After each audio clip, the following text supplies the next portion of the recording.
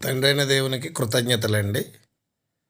అందరికీ వందనములు. ఈరోజు దేవుని వాక్యము జూన్ నెల 29వ తారీఖు శనివారం, 2024 సంవత్సరం. సామెతల గ్రంథము 9వ అధ్యాయం 10వ వచనంలో ఈ విధంగా వ్రాయబడి ఉన్నది: యెహోవా యందు భయభక్తులు కలిగి యుండుట జ్ఞానమునకు మూలము. ప్రియమైన వారలారా, యెహోవా యందు భయభక్తులు కలిగి యుండుటయే జ్ఞానమునకు మూలం అనే విషయాన్ని సొలొమోను గారి ద్వారా వింటున్నాం. జ్ఞానానికి మూలమైంది ఆయన యందు భయభక్తులు కలిగి ఉండడమే. ఎప్పుడైతే మనం ఆయన యందు భయభక్తులు కలిగి ఉంటామో మనము జ్ఞానవంతులము, జ్ఞానము తెలిసిన వారం అనే విషయాన్ని మనం గ్రహించాలి. ఆయన యందు భయభక్తులు కలిగినటువంటి వారు జ్ఞానం గలవారు.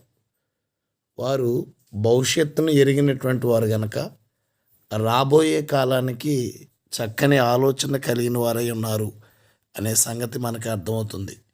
దేవుని యందు భయభక్తులు కలిగి ఉండటమే జ్ఞానానికి మూలం గనక జ్ఞానాన్ని కలిగి ఉండాలనుకునేటువంటి ప్రతి ఒక్కరూ కూడా ఖచ్చితంగా దేవుని యందు భయభక్తులు కలిగి ఉండాలి.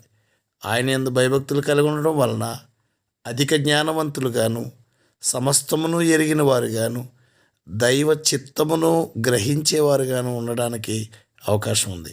ప్రియమైన వారలారా, దేవుని యందు భయభక్తులు కలిగి ఉండి మరి ఆయన ద్వారా వచ్చే జ్ఞానాన్ని కలిగిన వారమై ముందుకు సాగడానికి మనం అందరం ప్రయత్నం చేద్దాం. ఏకీభవిస్తే ప్రార్థన చేసుకుందాం. పరమందాసీనుడు అయిన మా ప్రియకన్న తండ్రి, మీరు ఇచ్చిన మరొక ఉదయమును బట్టి కృతజ్ఞతలు.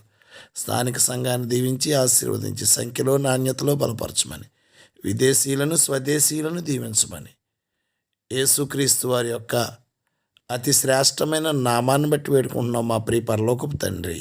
ఆమేన్. క్రీస్తు సంఘము, 10వ వీధి, రామచంద్రపురం. అందరికీ వందనములండి. దేవుడు మిమ్మల్ని దీవించును గాక. God bless you all.